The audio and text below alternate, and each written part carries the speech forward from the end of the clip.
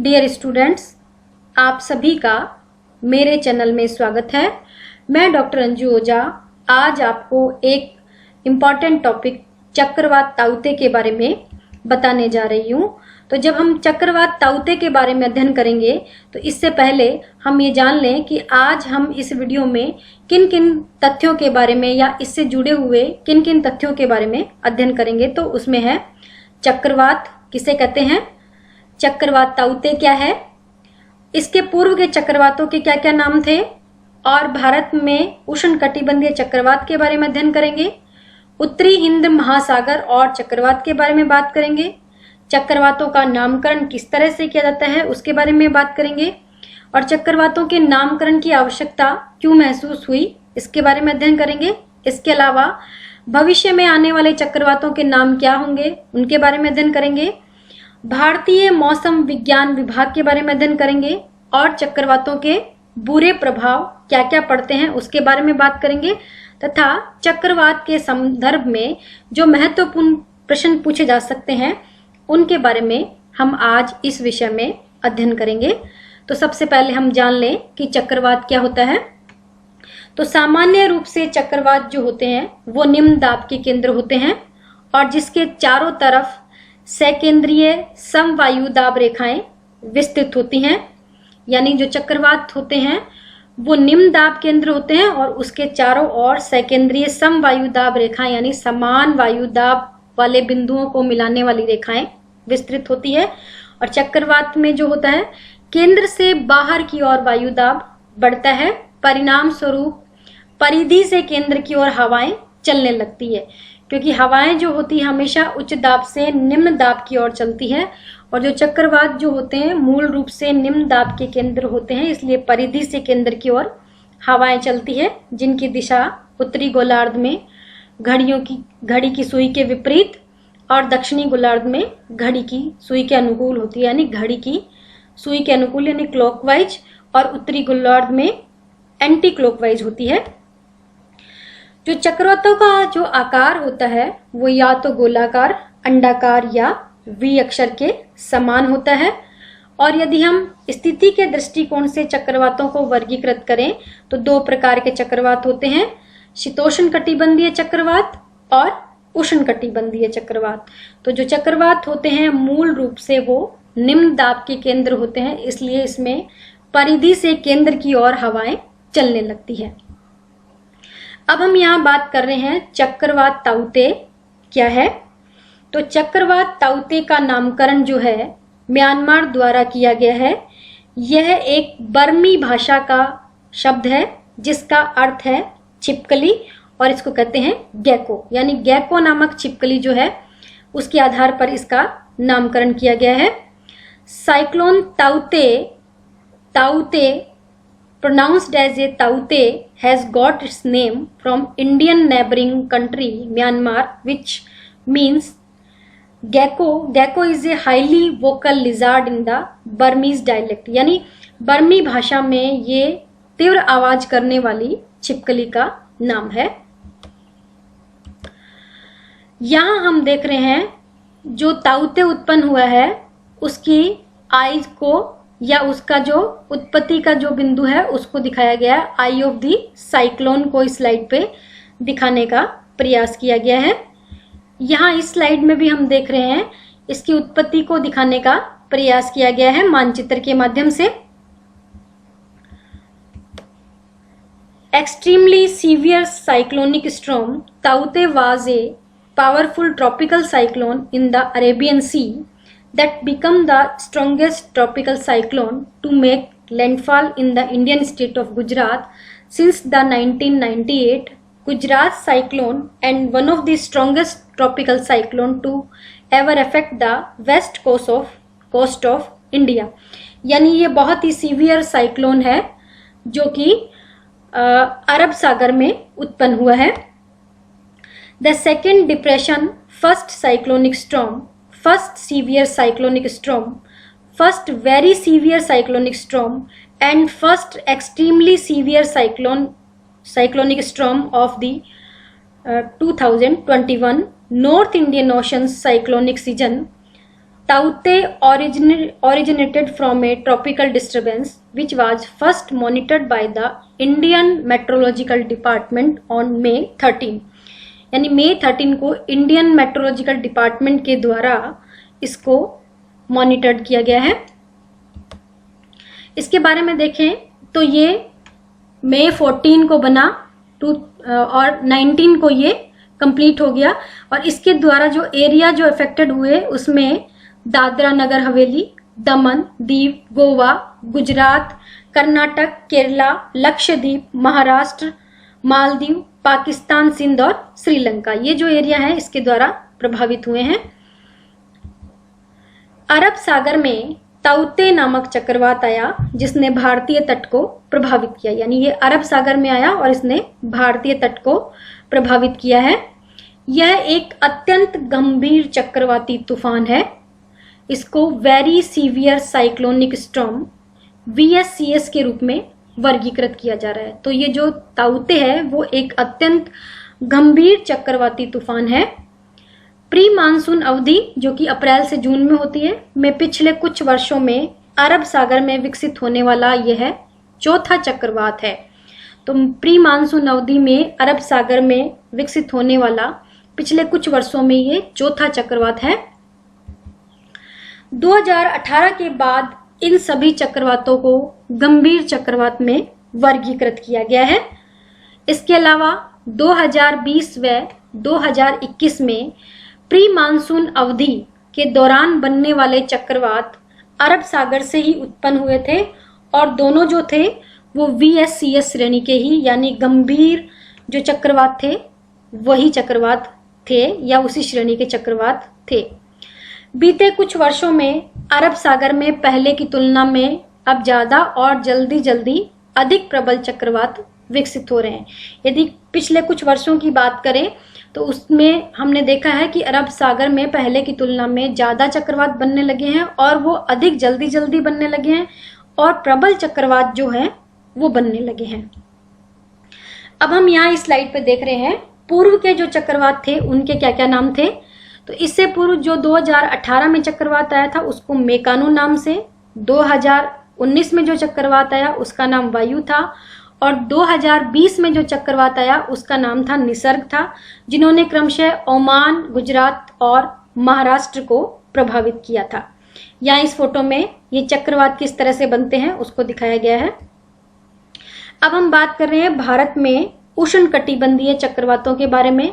तो भारत में अरब सागर और बंगाल की खाड़ी में उष्णकटिबंधीय चक्रवात जो हैं उनकी उत्पत्ति होती है और जो चक्रवात होते हैं वो तीव्र गोलाकार तूफान हैं जो गर्म उष्णकटिबंधीय महासागरों में ही उत्पन्न होते हैं। यानी उष्णकटिबंधीय महासागरों में ये उत्पन्न होने वाले तीव्र गोलाकार तूफान होते हैं जो कहलाते हैं उष्णकटिबंधीय चक्रवात। उष्णकटिबंधीय चक्रवात की उत्पत्ति सागरीय भागों पर तब होती है जब तापमान जो होता है वो 27 डिग्री सेंटीग्रेड से अधिक हो। तो इनकी उत्पत्ति के लिए आवश्यक है तापमान 27 डिग्री सेंटीग्रेड से अधिक होना चाहिए और कम वायुमंडलीय दबाव, तेज हवाएं और भारी वर्षा जो होती है इनकी विशेषता होती है। तो उष्णकटिबंधीय चक्रवात की यदि विशेषताओं की बात करें तो कम वायुमंडलीय दबाव, तेज हवाएं और भारी वर्षा इनकी प्रमुख विशेषता है और ये 27 डिग्री जब तापमान होता है उससे अधिक होने पर ही ये उत्पन्न होते हैं और उष्णकटिबंधीय महासागरों में ही उत्पन्न होते हैं। अब हम यहाँ इस स्लाइड पे देख रहे हैं उत्तरी हिंद महासागर और चक्रवात के बारे में। तो वर्तमान में अरब सागर जो है वो चक्रवातों के लिए अधिक अनुकूल बनता जा रहा है। उत्तरी हिंद महासागर क्षेत्र जिसमें कि बंगाल की खाड़ी और अरब सागर दोनों को शामिल किया गया है में उष्णकटिबंधीय चक्रवात प्री मानसून अवधि जो कि अप्रैल से जून के बीच में होती है और पोस्ट मानसून अवधि जो अक्टूबर से दिसंबर की अवधि के दौरान होते हैं, उन दोनों में ये विकसित होते हैं। और बंगाल की खाड़ी और अरब सागर में हर साल औसतन यदि देखा जाए तो 5 चक्रवात बनते हैं, जिनमें से 4 बंगाल की खाड़ी में विकसित होते हैं जो कि अरब सागर से भी गर्म है। अरब सागर में चक्रवात आमतौर पर लक्षद्वीप क्षेत्र में विकसित होते हैं और बड़े पैमाने पर पश्चिम की ओर या भारत के पश्चिमी तटों से दूर होते हैं, यानी अरब सागर पर जो चक्रवात बनते हैं आमतौर से वो लक्षद्वीप क्षेत्र में विकसित होते हैं। ग्लोबल वार्मिंग के कारण भी वर्तमान में जो है वो अरब सागर गर्म हो रहा है, जिसके कारण चक्रवातों के अनुकूल वातावरण बनता जा रहा है। तो वर्तमान अभी हमने पीछे बात की कि पिछले कुछ वर्षों में जो चक्रवात हैं वो तीव्र गति से आ रहे हैं, जल्दी जल्दी आ रहे हैं। उसका एक कारण हम ये जान सकते हैं कि ऐसा जो हो रहा है वो ग्लोबल वार्मिंग के कारण भी हो सकता है। अब हम यहाँ बात कर रहे हैं चक्रवातों के नामकरण के बारे में। तो चक्रवातों का नाम क्षेत्रीय विशिष्ट मौसम विज्ञान केंद्रों, regional specialized meteorological centres RSMCS और उष्णकटिबंधीय चक्रवात चेतावनी केंद्रों TCWCS द्वारा रखा जाता है। भारतीय मौसम विज्ञान विभाग IMD सहित दुनिया में 6 RSMCS और 5 TCWCS है। वर्ष 2000 में WMC/ESCAP यानी विश्व मौसम विज्ञान संगठन एशिया पैसिफिक के लिए संयुक्त राष्ट्र आर्थिक और सामाजिक आयोग नामक राष्ट्रों के एक समूह, जिसमें कि बांग्लादेश, भारत, मालदीव, म्यांमार, ओमान, पाकिस्तान, श्रीलंका और थाईलैंड शामिल थे। यानी इसमें ये जो आयोग है इसमें ये 8 जो राष्ट्र हैं वो शामिल थे। इस समूह ने क्षेत्र में चक्रवातों के नामकरण करने का निर्णय लिया। तो ये जो 8 राष्ट्र थे उनके समूह ने जो चक्रवातों का जो नामकरण है उसको करने का निर्णय लिया। प्रत्येक देश द्वारा दिए गए सुझावों के बाद उष्णकटिबंधीय चक्रवातों पर WMC और ESCAP पैनल PTC ने सूची को अंतिम रूप जो है वो प्रदान किया है और हिंद महासागर के 8 देश एक साथ जो आते हैं चक्रवात उनको एक साथ मिल करके नाम देने का प्रयास करते हैं। उन 8 देशों में है बांग्लादेश, भारत, मालदीव, म्यांमार, ओमान, पाकिस्तान, श्रीलंका और Thailand.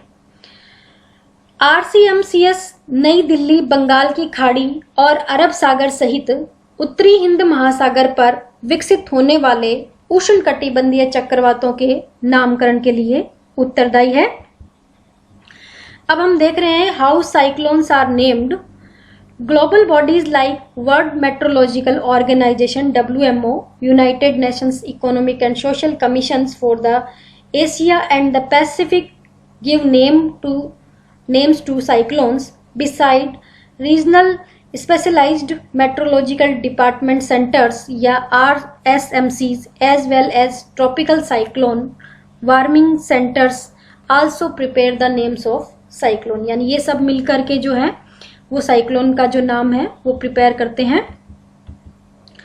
The Indian Meteorological Department IMD is among 6 RSMCS in the world that have been mandate to name the tropical cyclone in the North India Ocean region. The WMO and UNESCAP comprise India, Myanmar, Bangladesh, Sri Lanka, Thailand, Pakistan and Oman. In 2018, the WMO and the ESCAP included 5 more countries: Iran, Qatar, Saudi Arabia, United Arab Emirates and Yemen. Last year, the IMD released list of 169 new cyclones which were suggested by 13 countries. अब चक्रवातों के नामकरण की आवश्यकता क्यों महसूस हुई इसके बारे में बात करते हैं। तो चक्रवातों के नामकरण से जो होती है इनकी पहचान आसानी से हो जाती है, इनको याद रखना आसान होता है और इनके विकास के बारे में भी जागरूकता फैलती है। सामुदायिक तैयारियों को बढ़ाने के लिए तेजी से चेतावनियों का प्रसार होता है और भ्रम को दूर करना आवश्यक होता है, इसलिए चक्रवातों के नामकरण की आवश्यकता होती है। Why cyclones are named? The cyclones are named to make it easier for people to remember and identify the storms with a name. It is easy to create awareness and to send out alerts and remove confusion where there are multiple cyclonic system over a region. What will be the name of the next cyclone? Next cyclone के नाम क्या क्या होंगे उसके बारे में। The next cyclone will be called Yas.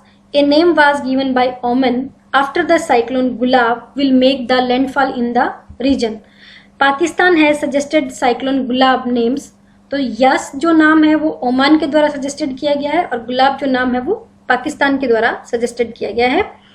As per the IMD, the cyclones that are likely to hit the region in the coming month include Shaheen, the name given by Qatar, Javed, the name given by Saudi Arabia, Asani, a name suggested by Sri Lanka, Sitrang, a name suggested by Thailand, Mendos, a name suggested by UAE, and Mocha, a name suggested by Yemen. ये विभिन्न देशों के द्वारा विभिन्न नाम जो हैं वो सजेस्ट किए गए हैं.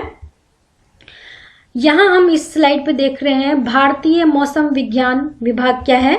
तो भारतीय मौसम विज्ञान विभाग IMD की जो स्थापना थी वो 1875 में की गई और भारतीय मौसम विज्ञान विभाग IMD भारत सरकार के विज्ञान मंत्रालय की एक एजेंसी है. इसके अलावा भारतीय मौसम विज्ञान विभाग जो है भारत में मौसम संबंधी जानकारी, मौसम पूर्वानुमान एवं भूकंपीय विज्ञान से संबंधित एजेंसी है जिसके द्वारा हमें मौसम के बारे में जानकारी मिलती है और भूकंप से जुड़ी हुई सूचनाएं जो हैं हमें IMD के द्वारा मिलती है. और ये IMD की जो स्थापना है वो 1875 में की गई थी. यहाँ इस स्लाइड पे हम देख रहे हैं बैड इफेक्ट्स ऑफ साइक्लोन ताउते की. जो साइक्लोन ताउते आया, उस ताउते जो आया उसका जो बुरा प्रभाव है वो क्या पड़ा. ताउते brought heavy rainfall, flash floods and area among the coast of Kerala and Lakshadweep. इसके द्वारा क्या हुआ, हैवी रेनफॉल हुआ और बाढ़ भी आई. There were reported of heavy rainfall in the states of Goa, Karnataka, Maharashtra. तो केरला, लक्षद्वीप, गोवा, कर्नाटका और महाराष्ट्र में इसके द्वारा जो है हैवी रेनफॉल हुआ. ताउते resulted in at least 122 deaths in the India and left another 81 people missing. जो है इसके द्वारा 122 लोगों की मृत्यु हुई और 81 लोग जो है गायब हैं. There were also 5 death reported in Pakistan. Pakistan में भी इसके द्वारा 5 जो मृत्यु है वो दर्ज की गई है. The storm displaced over 2 lakh peoples in the Gujarat. Gujarat में इसके द्वारा 2 लाख लोग जो है वो अपनी जगह से हटे हैं. इसके अलावा यहाँ इस स्लाइड पे देख रहे हैं ताउते को फोटो के माध्यम से दिखाया गया है कि ये कोस्टल एरिया को किस तरह से प्रभावित कर रहा है. The cyclone also caused widespread infrastructure and agricultural damage to the western coast of India. India के जो पश्चिमी घाट है वहां पर जो कृषि भूमि है उसका भी डैमेज हुआ है. Upward of 40 fishermen were lost at the sea when their boats were caught in the cyclone. 40 fisherman जो थे उनकी बोट्स भी गायब हो गई और वो साइक्लोन में जो है वो फंस गए. Mumbai also experienced impact from the storms with airports being closed for safety purpose. यानी सेफ्टी पर्पज के लिए इससे जुड़े हुए कई जो एयरपोर्ट्स हैं वो भी बंद किए गए और मुंबई में भी इसका प्रभाव पड़ा. यहाँ हम इस स्लाइड पे देख रहे हैं कि कोस्टल एरिया पे किस तरह से ताउते द्वारा लोग जो है वो प्रभावित हुए हैं. The Mumbai city experienced their highest ever recorded wind gust at 114 kilometre per hour speed. यानी 114 किलोमीटर की गति से जो मुंबई सिटी में जो है हवाएं रिकॉर्ड की गई हैं. Power outage and other electricity problems also prevailed in the impacted region. इसके अलावा जो है बिजली से जुड़ी हुई समस्याएं भी प्रभावित क्षेत्रों में उत्पन्न हुई. The cyclone also caused a large amount of maritime incident as it moved along the coast of western India. Hundreds were missing from various buys. However, most of them have been rescued. Other large ships also experienced problems such as a structure or power losses. इस तरह की जो समस्या है इसके द्वारा उत्पन्न हुई है. यहाँ इस स्लाइड पे हम देख रहे हैं इससे संबंधित जो प्रश्न है या महत्वपूर्ण प्रश्न है वो कंपटीशन एग्जाम में या विभिन्न प्रकार के एग्जाम में किस तरह से पूछे जा सकते हैं. साइक्लोन की परिभाषा बताइए या चक्रवात की परिभाषा बताइए. चक्रवात ताउते को समझाइए. पूर्व के चक्रवातों के नाम बताइए और भारत में उष्णकटिबंधीय चक्रवात के बारे में बताइए। उसके अलावा उत्तरी हिंद महासागर और चक्रवात को समझाइए। चक्रवातों के नामकरण के बारे में बताइए तथा चक्रवातों के नामकरण की आवश्यकता किस कारण अनुभव हुई उसके बारे में बताइए। भविष्य में आने वाले चक्रवातों के नाम क्या होंगे तथा भारतीय मौसम विज्ञान विभाग के कार्य या उसके बारे में बताइए तथा चक्रवातों के बुरे क्या प्रभाव पड़ सकते हैं उसके बारे में बताइए। तो इसी के साथ ये विषय जो है यहीं पर समाप्त होता है। मेरे चैनल को लाइक एवं सब्सक्राइब करना ना भूलें। अंत में पुनः आप सभी का एक बार धन्यवाद।